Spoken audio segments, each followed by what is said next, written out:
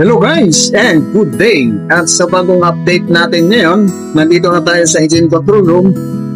Gawa nga ng umalis na tayo, no? Nag-depart na tayo sa terminal.